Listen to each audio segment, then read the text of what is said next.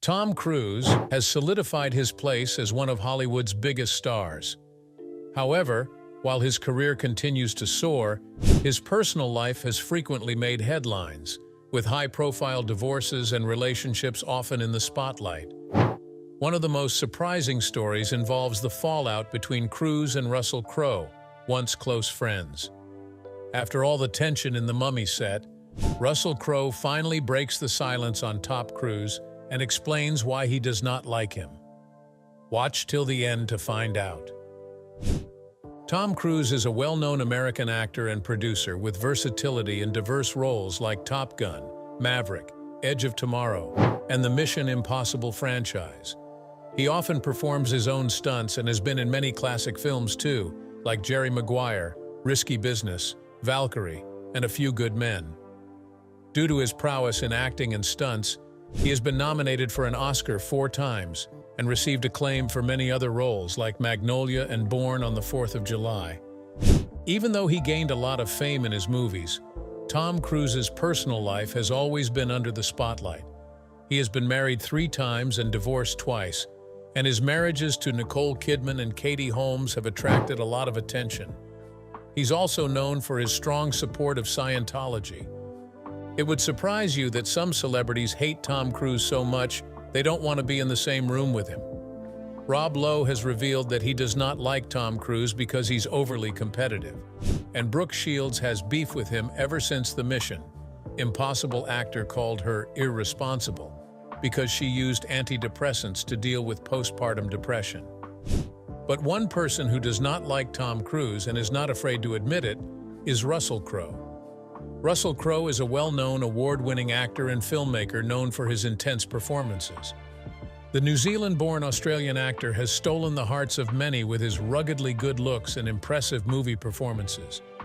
He won an Academy Award for Best Actor in the 2000 movie Gladiator. He has also acted in a wide range of films like A Beautiful Mind, Louisiana Confidential, Les Miserables, Man of Steel, Noah, and Thor: Love and Thunder. Crowe is known for his philanthropic efforts and for donating to schools and charitable organizations. His personal life has been less chaotic than that of Tom Cruise's. He was married to Danielle Spencer until 2018, and they have 2 sons. In 1992, Tom Cruise and Russell Crowe met at a barbecue hosted by Naomi Watts. At that time, Nicole Kidman was married to Tom Cruise, and she introduced them. Russell was already Nicole's friend, so the 3 of them became friends. 2 of some of the finest leading men in Hollywood became temporary friends, connected by a woman. Still, they never had the chance to work together on a movie until The Mummy in 2017. By the time they worked together on this movie, they were no longer friends, and everyone wondered why there was so much tension between the famous actors. That was when Russell Crowe finally broke the silence on Tom Cruise and revealed why their relationship was destroyed. Tom Cruise and Nicole Kidman were once Hollywood's hottest couple until their shocking divorce. The well-known couple was everywhere, and everyone wanted to know every detail about their relationship.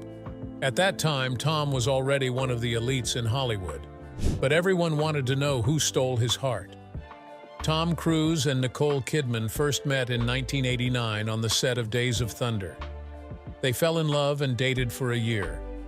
Eventually, they tied the knot on the Christmas Eve of 1990 during a private ceremony. The couple was quickly known as a well-known duo in Hollywood, with fans watching their every step. After getting married, they still worked together on movies, like the Western films Far and Away. The couple also met Princess Diana of Wales in 1992, and they became friends. The couple also attended her funeral together in 1997. As their marriage progressed, they became parents. In 1992, they adopted a daughter named Isabella Jane, and then in 1995, they adopted a son named Connor. The couple has always been private about their children's lives and were never in the spotlight. Tom has always been known for being a member of the Church of Scientology, and so Nicole decided to join him too. But she eventually left the church in 1997 and got Tom to leave for a short time. She revealed that she left the church because she was dissatisfied with the church's leader. What's more, Her father was a psychiatrist, which is a profession that the church looks down on, making it uncomfortable for her to remain. The last time Nicole and Tom were on the big screen together was in 1999, when they acted in Eyes Wide Shut. Nicole said that for many years, during this filming, the couple made some amazing memories and were happily married. However, by 2001, Nicole was suddenly blindsided when Tom filed for divorce from her. Despite their official statements calling it an amicable split, Nicole did not expect the divorce at all. To make things worse, during the divorce proceedings, Tom started a relationship with Penelope Cruz in 2001, and they dated until 2004 when he then married his third wife, Katie Holmes. Their messy divorce ended strangely, as no one understood why Tom suddenly decided to file for it. He only cited irreconcilable differences. Nicole even repeatedly asked Tom to reconsider their divorce, but he refused. She revealed that the divorce was painful and left her wrecked for years. However, since the divorce, Nicole threw herself into acting and even gained an Oscar nomination in the 2003 film The Hours. She also remarried Keith Urban, the country music star, and they have 2 daughters. You might be wondering what role Russell Crowe plays in all this drama. Nicole Kidman and Russell Crowe have been close friends for over 30 years. It's no wonder there's now beef between Russell and Tom after the latter blindsided Nicole with a divorce. The friends have been close for a while and starred in projects together like the 2018 movie Boy Erased and Variety Studios' Actors on Actors. Nicole revealed that her friendship with Russell made it easy for them to play a married couple in Boy Erased, as they knew each other very well. Their friendship is always public, like the 2019 moment when the two of them were surprised to be seated together on a Qantas flight from Los Angeles to Australia. They posted a selfie on social media, with Russell calling her one of his favorite people. Meanwhile, Nicole added the caption 30 years of friendship, and counting. You never know who you'll run into on your way home for Christmas. Nicole has been very open about her friendship with Russell, although they have different ideas about what first happened when they met as teenagers. According to Nicole, they first met at a house party in her Sydney home. She claimed that Russell drank champagne out of her shoe, but Russell challenged the interview saying, "I never did that. I stood behind you and you didn't talk to me." Regardless of what happened when they first met, they have been close friends. In an interview, Nicole said, "I have an enormous amount of love and affection for him because we have been friends literally our whole life." The Australian top celebrities have been the subject of many rumors since they've always been close, with some speculating that they have a secret romance. But the two Aussies are simply friends. Aside from their personal friendship, the duo has always been intertwined professionally. In the early years, they were supposed to star together in the movie Eucalyptus. However, the project ran into major production issues and could not go on. Over a decade later, they acted in the movie Boy Erased, playing a married couple. In an interview, Russell said wittily, "I waited a long time to be married to Nicole." The friends have praised each other's acting skills in public, with Russell saying, "Nicole's acting is too seamless to describe these days." He also added that she's brave on behalf of the truth, and that clarity is what makes her so compelling. Meanwhile, Nicole also talked about how much she enjoyed working with Russell, saying that their marriage could exist with no rehearsal, no time, no effort, because we know each other so well. Over the years, Russell and Nicole have shared a strong rapport that you can only find in longtime friendships. It's no wonder he fully took her side when she was going through the divorce with Tom Cruise. Nicole Kidman has not denied the fact that she suffered a lot during her divorce. She revealed that she struggled a lot after the divorce. A source close to the friends revealed that Russell's loyalty to Nicole caused him to hold a grudge against Tom after the divorce. After the divorce, Russell had to pick sides, and he decided to choose Nicole. In a press event for the Nice Guys, he revealed that he had known Tom since 1992 and that they had been good friends during their marriage. He then added that he had become part of the divorce settlement package and had gone with Kidman. In the interview, he said, "I've known Tom Cruise since 1992, or something like that. When he was married to an Australian, I was really good friends with him. But when he got divorced, I was part of the settlement package, and I went to Nicole." A source close to the friends revealed that Russell was no longer happy with Tom after the sudden divorce, saying, "Russell is a loyal guy and never forgave Tom for the way he treated Nicole. If they'd stayed friends, he would have felt he was betraying Nick, so he froze Tom out of his life.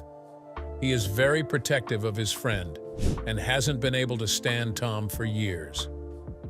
Russell Crowe now breaks the silence on Tom Cruise, revealing that the main reason why he doesn't like him is because of how he blindsided Nicole Kidman with a divorce those years ago. Russell said in an interview that his friendship with Tom did not compromise his strong relationship with Nicole Kidman. He admitted that seeing them going through a divorce was heavy and hard. But he also claimed that what he said about siding with Nicole was a joke and that he loves both his friends equally. It was hard to believe that was true when you saw the tension between the two men in public. What's more, a source close to them claimed that Nicole can't stand the thought that her best buddy is going to be hanging out in her hometown with the person she loathes more than anyone. The source also added that Nicole is heartbroken about Tom and Russell still being in touch and that it's the ultimate betrayal. All the actors have denied any form of feud in public, but no one knows whether what they're saying is true or if everyone is trying to keep up with appearances. When the news about Tom and Russell teaming up for a movie was revealed, Nicole was really upset. Apparently, a friend close to them said, "Nicole still feels scarred by the way Tom hurt her all those years ago, and she feels totally betrayed by Russell. She can't believe he is being so insensitive and causing her so much heartache." When Nicole confronted Russell about it, he shrugged his shoulders and said, "It's just work." He pretty much told Nicole that he thought it was time she moved on with her life and didn't dwell on the bad things that happened between her and Tom. But she expects her friends to stay loyal. It was probably because of how Nicole felt that Russell distanced himself more from Tom. That's probably why the Mummy movie didn't go as well as they both expected, as there was a lot of tension on the set. Since Nicole was hurt by Russell and Tom having a movie together, it seemed like Russell valued friendship with Nicole more than he did with Tom. When Russell and Tom announced that they would be starring in the 2017 movie The Mummy, it was shocking to everyone. Although they hold a grudge over the divorce, Russell agrees to work with Tom Cruise in The Mummy, playing the role of Jekyll Hyde while Tom acts as Nick Morton. This was meant to be the start of a movie franchise, but the movie had only $410 million at the box office, so the future installments were scrapped. So it's unlikely that we would see the friends working together again. Russell stated that he had a lot of respect for Tom and was looking forward to working with him on The Mummy. According to him, they were waiting for the right project to collaborate on, and The Mummy was the right one. In an interview with Fairfax Media, Russell said, "We've known each other since 1992. We met, there will be a few names hitting the floor here. We were at a barbecue at Naomi Watts' house, and Nicole Kidman, who was Tom's wife at the time, introduced me. She brought him over to where I was sitting. The most amazing thing was that I was talking to, at the time, the biggest movie star in the world, and he had been introduced to my films by his wife, so he was asking me questions, not the other way around. It was a pretty amazing experience, and we have been friends ever since. When The Mum came up, it felt like the right one." Tom also stated that he was happy to work alongside Russell, the Oscar winner. In an interview, he said, "I've known him for 100 years, and when we were standing on set, I was like, I cannot believe that we haven't done this before."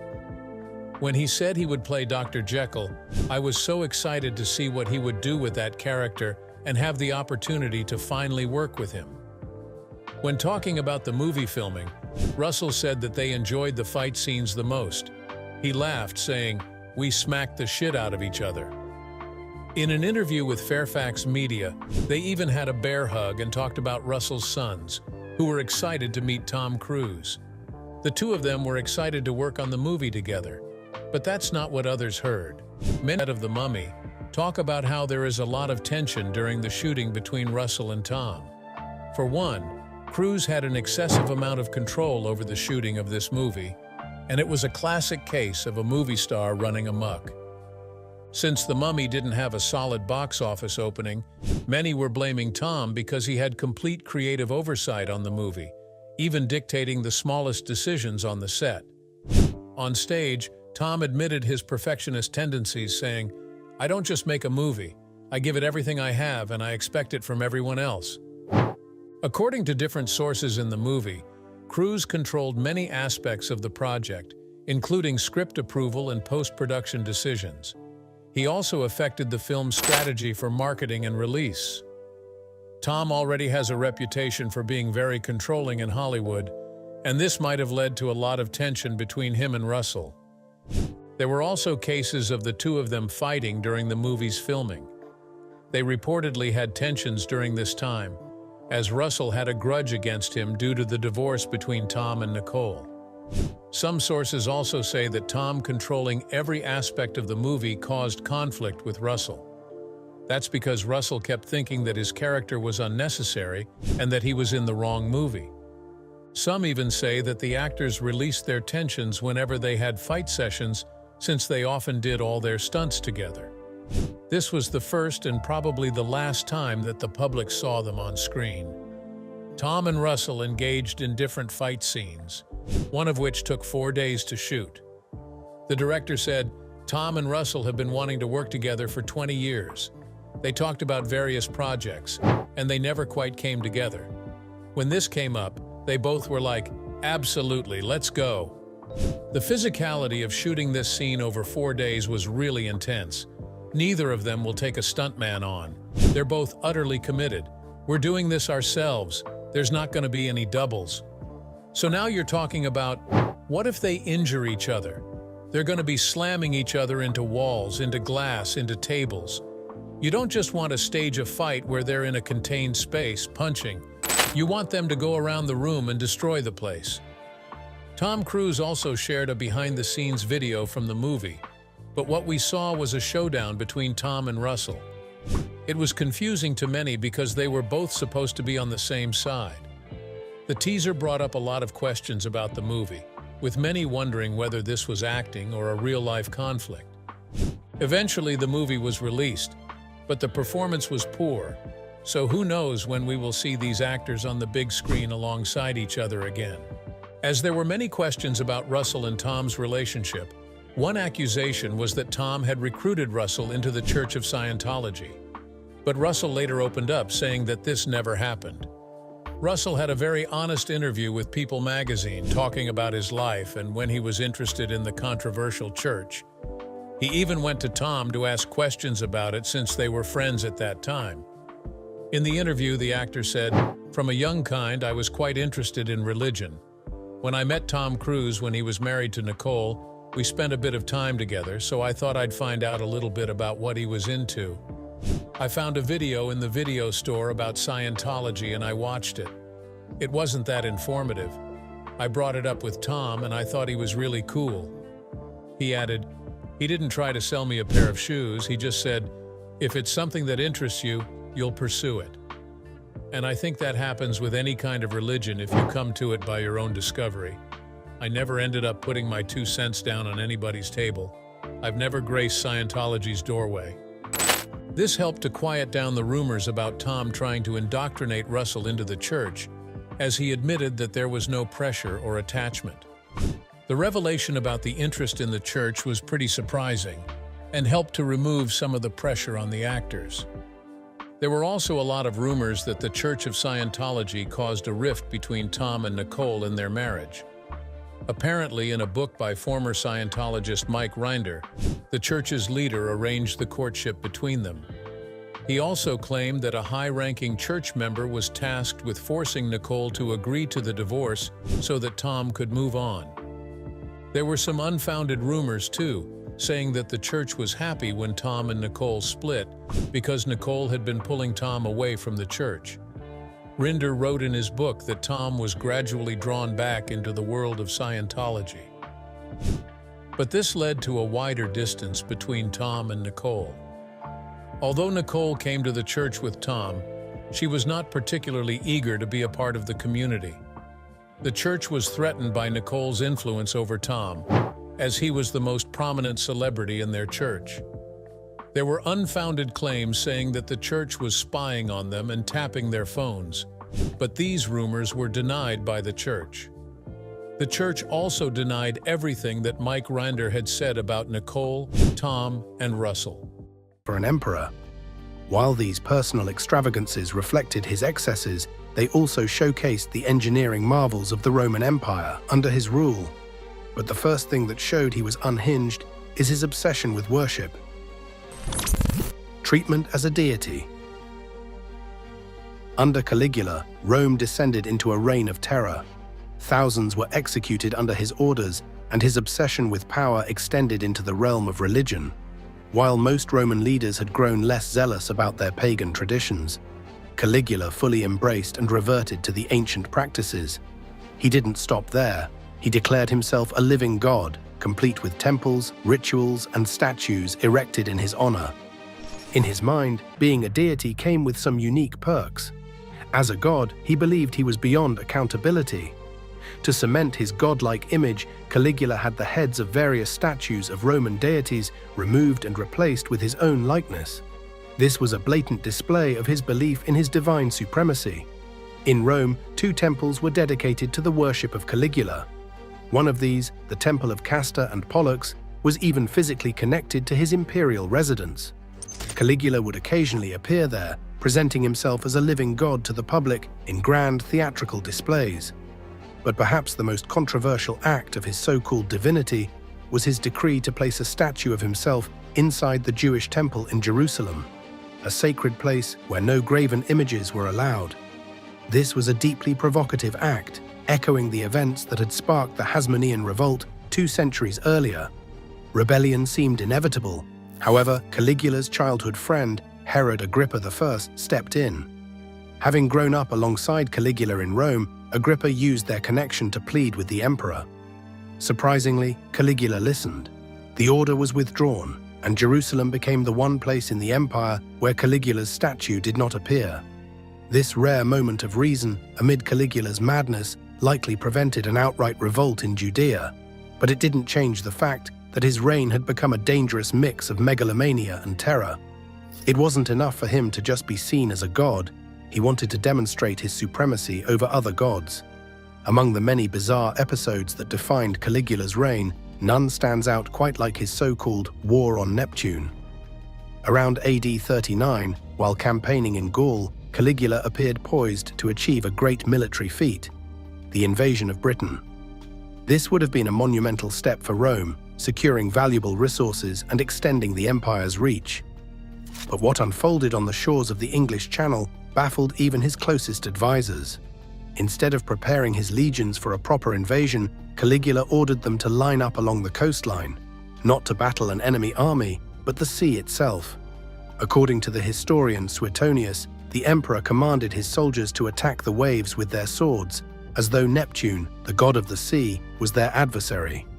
He instructed them to collect seashells from the shore, if that wasn't strange enough. These, he triumphantly declared, were the spoils of war trophies to symbolize his victory over the ocean. Caligula even had the loot transported back to Rome to display his conquest. This surreal episode, whether a calculated attempt to humiliate his troops or an unhinged display of megalomania, solidified Caligula's reputation as an emperor both feared and mocked. His war against Neptune wasn't just a demonstration of power, but a performance of madness. But his thirst for reverence might have been a way to compensate for his unappealing looks, something he was so insecure about he could kill because of it. Embarrassing insecurities. Not every Roman emperor cut the imposing figure of a statesman or warrior, and Caligula was a prime example of this. Despite being born into one of Rome's most illustrious families, his physical appearance was far from majestic. By his early 20s, the young emperor had developed a look that could charitably be described as unconventional. His pale, gaunt frame was overrun with unruly hair sprouting from his neck downward, giving him an unkempt and somewhat feral appearance. The Roman historian Suetonius, never one to mince words, offered a particularly cutting description of Caligula's looks. He was horribly pale, had the face of an old man, with gloomy, deep-set eyes. His head was deformed and bald, except for a few scanty hairs. His neck was covered with bristles. He had thin legs and enormous feet. Such vivid imagery leaves little doubt that Caligula's appearance fell far short of the Roman ideals of beauty and vigor, ideals that were often celebrated and even mythologized in art and literature. In a society where physical prowess and aesthetic appeal were closely tied to perceptions of strength and divine favor, Caligula's appearance became an easy target. His unkempt, hairy demeanor drew snickers and whispers, with many comparing him to a goat. And back then, being called a goat was not a compliment, rather it was an insult that stung deeply. For a man with absolute power over an empire, being the butt of such a humiliating joke was intolerable. Caligula reacted as only an insecure autocrat could, by legislating against mockery. He passed a law forbidding anyone from even mentioning goats in his presence. This bizarre decree only underscores how acutely he felt the sting of ridicule. However, the goat jokes weren't his only source of insecurity. Baldness, a trait that plagued many in his family line, began to manifest early in Caligula's life. Romans placed great cultural significance on a man's hair. A full head was seen as a sign of youth, vitality, and authority. Losing his hair prematurely was not only a personal blow, but also a public one, as it diminished his image as a powerful and virile ruler. To combat this, Caligula took extreme measures, issuing a decree that forbade anyone from standing higher than him or looking down on him as he passed. Whether this law was intended to obscure his receding hairline or to reinforce his dominance, it reveals a man deeply troubled by the perception of his physical shortcomings.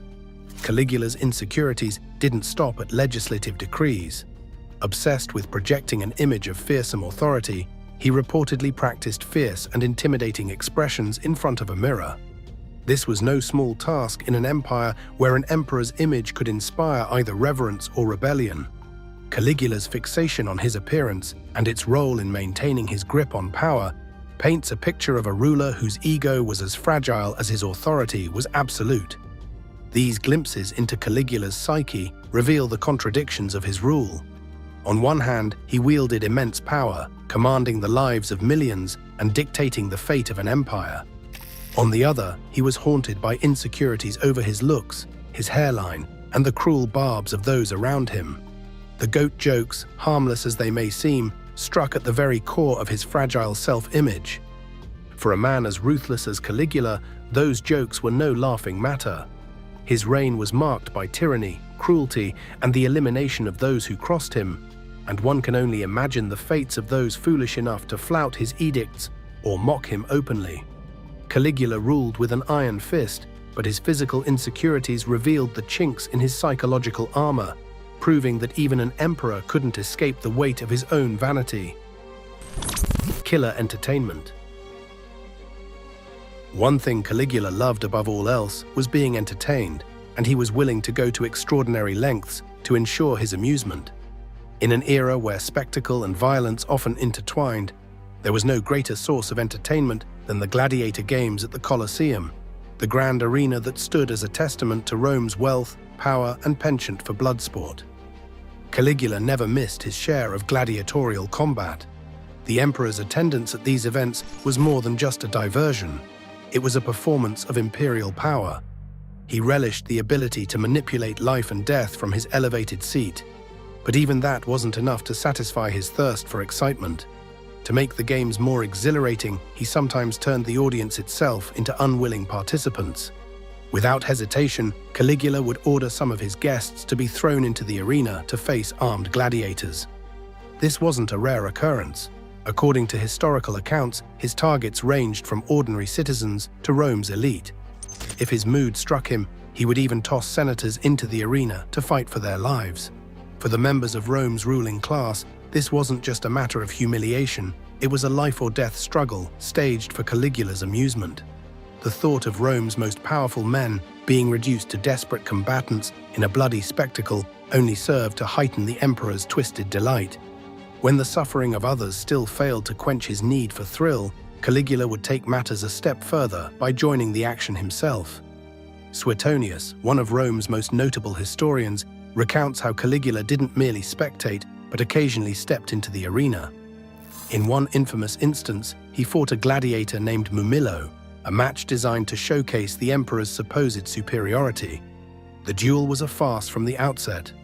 Mumillo, armed with nothing but a wooden sword, was powerless to challenge Caligula, who was armed and protected by his imperial status.